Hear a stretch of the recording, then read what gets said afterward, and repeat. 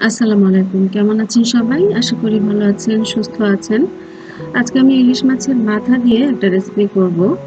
এই রেসিপিটা আসলে এই সবজিটা আমি এর আগে কখনো খাইনি। ছোট, ছোট কচুরমুখী রান্না করেছি, সবসময় খেয়েছি। কিন্তু ইদানিং বাজারে দেখা যাচ্ছে অনেক বড় সাইজের কচুরমুখী। এটাকে আমি কি বলবো? গাটি কচু বা কি বলে? আপনারা কি বলেন? আমাকে কমেন্ট করে জানাবেন। আমি এটাকে কচুরমুখীই বলব। তো এবছর আমি এটা দেখেছি বাজারে গিয়ে যে বড় বড় অনেক বড় সাইজের কচুরমুখী পাওয়া যাচ্ছে, কিন্তু আসলে কেনার সাহস হয়নি। যদি গলা চুলকায় বা খারাপ লাগে খেতে, তাই কেনা হয়নি। তো এবার ভাবলাম যে কিনে ফেলি। তো কিনে নিয়ে আসলাম, এগুলো কেটে নিচ্ছি। আসলে আমি আজকে ভিডিও করছি, আমি আজকে ক্যামেরাম্যান। আর আমাকে কাটাকুটিতে যে সাহায্য করে, যে মেয়েটা প্রতিদিন আসে, তো ও কাটছিল। আমি বললাম যে তোমার কাটাকুটিটা আজকে আমি ভিডিও করব। এই পর্যন্ত আমি কখনো ওর কাজের ভিডিও করি নাই। তো ও খুব খুশি মনে রাজি হলো। তো ভালোই হলো। এরপর থেকে কুটা বাছা ও যখন করবে তখন আমি ভিডিও করে নিব, যেহেতু আমার একাই সবকিছু করতে হয়। তো এই তো ইলিশ মাছ বের করে নিয়েছি ডিপ ফ্রিজ থেকে। কচুর মুখিগুলো কেটে নিয়েছি, অনেক বড় বড় কচুর মুখি। আর ও ইলিশ মাছটা আঁশগুলো ছাড়িয়ে নিয়ে এবার ধুয়ে দিচ্ছে। আজকে পুরো এটা কেটে নিব, আর শুধু মাথা দিয়ে আজকে রান্নাটা করব। আমাদের আসলে খুবই অ্যালার্জি, আমাদের ফ্যামিলির সবারই ইলিশ মাছ চিংড়ি মাছে খুব বেশি অ্যালার্জি। তাই চিংড়ি মাছ ইলিশ মাছ দিয়ে খুব বেশি রেসিপি করা হয় না। মেহমান আসলে রান্না করা হয়, যেহেতু মেহমানদের জন্য একটু সুস্বাদু খাবার। ইলিশ মাছ চিংড়ি মাছ এগুলো কিন্তু খুবই মজার খাবার। যে কোনো রেসিপিতে এই আইটেমগুলো দিলে কিন্তু খুব ভালো লাগে, কিন্তু অ্যালার্জির সমস্যার কারণে আমাদের খুব বেশি খাওয়া হয় না। তো এই তো মাথাটা আমি নির্দেশনা দিচ্ছি, ও কেটে দিয়েছে, খুব সুন্দর করে কাটলো। এবার আমার কাজ করার পালা। ও শুধু কোটা বাছা করে দিয়ে যায়, আর রান্নাটা আমাকেই করতে হয়। কারণ এই রান্না, অন্যের রান্নাটা আসলে আমার ভালো লাগে না, আমার হাজবেন্ডও পছন্দ করে না। তো নিজের মতো রান্না করে খাওয়ার মজাই আলাদা। তো কচুর মিঠিগুলো ধুয়ে নিচ্ছি, আর ইলিশ মাছগুলো ধুয়ে নিয়েছি, দেখতে পাচ্ছেন। আমি অন্য সময় কচুরমুখী বা কচু শাক ধুইলে কিন্তু হাতে পলিথিন দিয়ে নেই বা গ্লাভস পরে নেই, কিন্তু আজকে গ্লাভস পরলাম না। এমনিতেই খালি হাত দিয়ে ধুয়ে দেখলাম যে কচুরমুখীগুলো হাতে চুলকায় কিনা। তো হাতে একটুও লাগেনি, কোনো রকম অস্বস্তি লাগেনি, কুটকুট করে নাই। তো ভাবলাম নিশ্চয়ই খেতেও ভালো হবে ইনশাল্লাহ। আর এদিকে ইলিশ মাছের মাথাটা হলুদ আর লবণ দিয়ে মেখে নিয়ে তারপর কড়া করে ভেজে নিচ্ছি, মুচমুচে করে। এগুলো আসলে খুব বেশি বর্ণনা করার মতো কিছু নাই, সবাই জানেন। তেলের মধ্যে ডিপ ফ্রাই করে নিচ্ছি।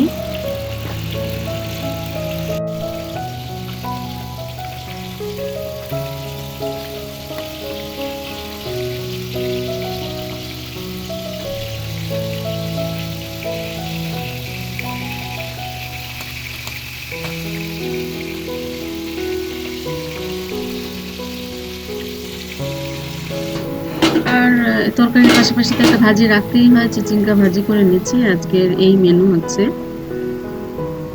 তো ইলিশ মাছ ভাজা শেষ, এবার আমি রান্নাটা বসিয়ে দেব। আর এদিকে ভাজিটাও বসিয়ে দিয়েছি। ডিম দিয়ে এই চিচিঙ্গা ভাজি প্রায়ই করে থাকি এই সিজনে। এই সবজিটা আসলে সারা বছরই পাওয়া যায়, শীতেও পাওয়া যায়, গরমেও পাওয়া যায়, এই জন্য খুব বেশি খাওয়া হয় এই চিচিঙ্গা।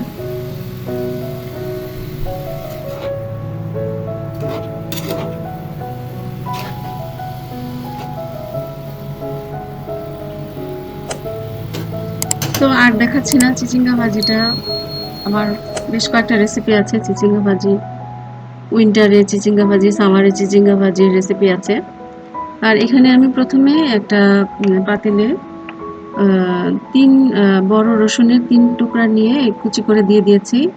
রসুনটাকে একটু ভেজে নিব, আর যেই তেল দিয়ে ইলিশ মাছটা ভেজেছি সেই তেলটা দিয়েই আমি রান্নাটা করব, কারণ তেলের মধ্যে কিন্তু ইলিশ মাছের পুরো ফ্লেভারটাই চলে আসে।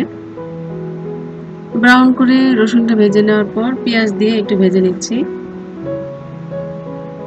একটু কাঁচামরিচ দিয়ে দিচ্ছি, লাল রঙের সবুজ রঙের কাঁচামরিচ দিয়ে এবার একটু ভেজে নিব। আমি খুব অল্প মশলা ইউজ করি, খুব বেশি মশলা ইউজ করি না। 2 চা চামচ পরিমাণ হলুদ গুঁড়ো আর 2 চা চামচ পরিমাণ লবণ দিয়ে এইটুকুই মশলা, আর কোনো মশলা ইউজ করব না। ইলিশ মাছ চিংড়ি মাছে আসলে আর কোনো মশলা আমি ইউজ করি না, তাহলে এই যে মাছের আসল ফ্লেভারটা সেটা পাওয়া যায় না। একটুখানি পানি দিয়ে ভালো করে মশলাটা কষিয়ে নিয়েছি। এই তো শুধুমাত্র হলুদ দিয়েই আমি রান্নাটা করব, আর কোনো মশলা অ্যাডিশনাল কোনো মশলা দেইনি।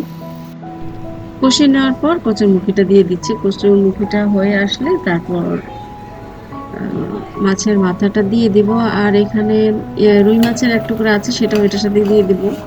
রুই মাছ ভাজা খেয়েছিলাম, তারপর এক টুকরা রয়ে গিয়েছিল, সেটাও দিয়ে দিব। আর একটু ফ্রিজ থেকে টমেটো বের করে নিয়েছি, পাকা টমেটো। আসলে সারা বছর টমেটো খাওয়া হয়, এই শীতের সিজনে টমেটোটা ফ্রোজেন করে রাখি। টমেটো না দিলে আসলে তরকারি কেমন যেন মজাই পাই না। যে কোনো তরকারি টমেটো ছাড়া ভালো লাগে না। তো এই জন্যই কিন্তু আমি অনেক বেশি পরিমাণে টমেটো ফ্রিজে রাখি শীতের সিজনে। এই তো রান্না প্রায় শেষের দিকে। কেমন লাগলো আমার রেসিপি অবশ্যই ছোট্ট একটা কমেন্ট করে জানাবেন। ভালো লাগলে অবশ্যই একটি লাইক দেবেন। যারা আজকে আমার চ্যানেলে নতুন এসেছেন, যদি ভালো লাগে এরকম মজার মজার রেসিপি পেতে চান, তাহলে চ্যানেলটিকে সাবস্ক্রাইব করে দিয়ে পাশে থাকা বেল আইকনটি প্রেস করে রাখবেন। আর যারা নিয়মিত আমার ভিডিও দেখেন তাদেরকে অসংখ্য অসংখ্য ধন্যবাদ। রুই মাছটাও দিয়ে দিলাম। খেতে অসম্ভব মজা হয়েছিল এই রেসিপিটা। বড় সাইজের এই কচুরমুখী, তো অনেকটা ছোট ছোট কচুরমুখীর মতোই খেতে। ভালো থাকবেন সবাই, সুস্থ থাকবেন। বেঁচে থাকলে ইনশাল্লাহ চলে আসবো আরো নতুন কোনো রেসিপি নিয়ে। আসসালামু আলাইকুম।